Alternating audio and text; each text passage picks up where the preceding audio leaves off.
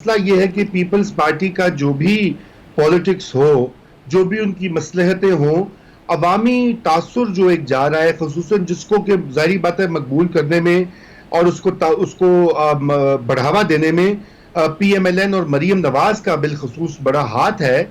वो ये है कि पीपल्स पार्टी की कोई ना कोई लेवल पर डील हो गई है। मैं नहीं ये कह रहा, ये वो लोग कहते हैं और इसका कई बार वो उनको ताना भी देते हैं। और आपको पता है कि ये एक ऐसा इस वक्त जो सेंटिमेंट है पंजाब के अंदर, वो देखिए वो थोड़ा सा इस्टेब्लिशमेंट मुखालिफ है। और ये पीपल्स पार्टी के अंदर कुछ आवाजें थी, मसलन आपको याद है कि मुस्तफा नवाज खोकर भी अलग हो गए। पीपल्स पार्टी के वस्ती पंजाब में जो लीडर या वर्कर हैं वो भी इस चीज से थोड़े खाइफ हैं और थोड़े खौफजदा हैं कि अगर यही वाला वो रहेगा बयानिया तो उनकी पंजाब में मजीद सपोर्ट लूज हो जाएगी। पहले भी हुई है पिछले इलेक्शंस की, अगर आप देख लें नताइज, लाहौर शहरी देख लीजिए, रावलपिंडी देख लीजिए, फैसलाबाद देख लीजिए, गढ़ थे पीपल्स पार्टी के अभी हालिया तारीख तक। मगर एकदम वहां पे पिछले एक दहाई में या डेढ़ दहाई में बड़ी वाज़ेह तब्दीलियां आई हैं और उसका ताल्लुक किसी से है। दो ही चीजें हैं, एक तो जो डेवलपमेंट है, मिडिल क्लास जो बड़ी है पंजाब में, उसकी नीड्स को कौन मीट करता है, और दूसरा जो है वो ये है कि कौन मज़ाहमत की सियासत कर रहा है। मज़ाहमती लोग वो छोटे सूबों वाले पंजाब को अक्सर ही कहते हैं जी ये तो ऐसा सूबा है कि ये हमेशा जो है लाई लग है या मुख्तदर हलकों के जेर असर रहता है। ऐसी बात नहीं है। पंजाब की तारीख इससे मुख्तलिफ है। पॉपुलर तारीख, मैं इलेक्टोरल तारीख की बात कर रहा हूँ, मैं वो अमूमी जो अशराफिया की तारीख है उसकी बात नहीं कर रहा। अवामी सतह के ऊपर मज़ामती जो अंदाज है, मज़ामती जो नुक्ता निगाह है, उसको पजीराई मिलती रही है और आज भी मिल रही है। अगर ऐसी बात ना होती तो देखिए नवाज शरीफ तो इस वक्त माइनस हो चुके होते, उनको डिस्क्वालीफाई भी कर दिया गया, वो निकल भी गए, जेल में भी गए, उनके भाई भी जेल में कितने तकरीबन साल डेढ़ तो उन्होंने भी वो बंद रहे हैं। लेकिन PMLN नहीं टूटी पंजाब में। और चूंकि मैं पंजाब का इसलिए जिक्र कर रहा हूँ कि आजाद कश्मीर की कुछ सीट्स पंजाब के भी इलाकों में, लाहौर से 2 हैं, उधर सियालकोट में है, जेलम में है, तो बात ये कि वो पंजाब में नहीं टूट सकी। और ये भी एक बहुत दिलचस्प बात है।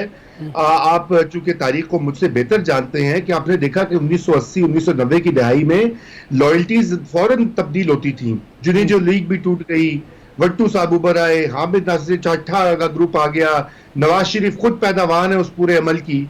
लेकिन ये बड़ी अचंभे की बात है कि 2016-17 से आज 4-5 साल हो गए हैं, वो लोग जो कि टोटल इलेक्टेबल सियासत करते हैं वो भी नवाज शरीफ को या नून को छोड़ना नहीं चाहते, क्योंकि उनको पता है कि उनको जो एज है इलेक्शन में वो लूज कर जाएगा।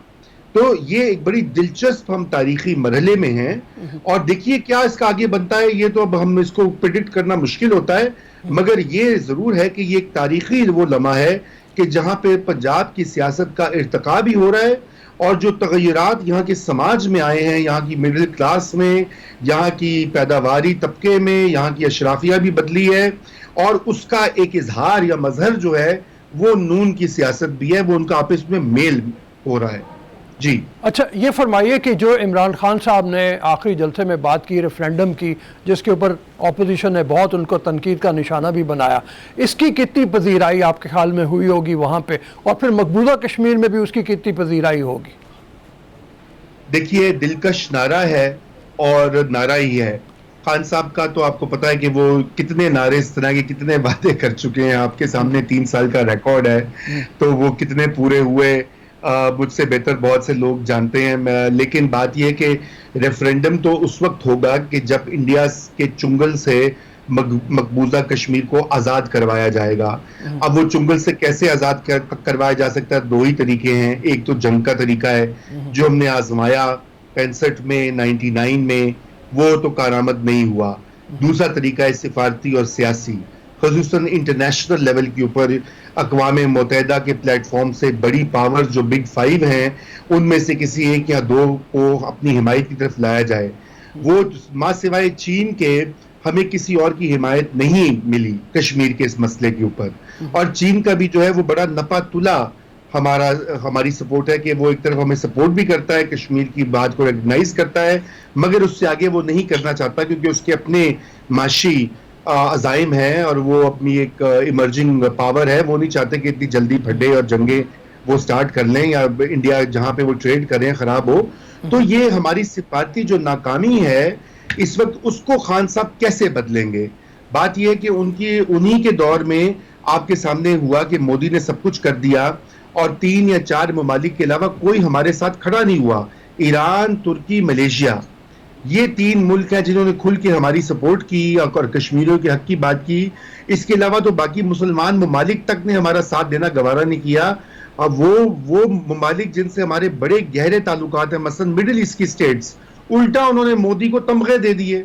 देखिए, ये बात करना जरूरी है। मैं ये बात जो है, ये मैं बड़े वो क्या बोलते हैं, अफसोस के साथ कर रहा हूं कि मुझे इसके कहने में किसी किस्म की कोई वो जो है सिर्फ तकलीफ होती है कि जिस तरह से कश्मीर को उन्होंने एनेक्स करके मोदी गए, कतर गए, यूएई गए, सऊदी अरेबिया गए, हत्ता के फलस्तीन की जो हुकूमत है मौजूदा, उन्होंने भी उनको तमगा पहना दिया। अब ये क्या अजीबो गरीब मामला है।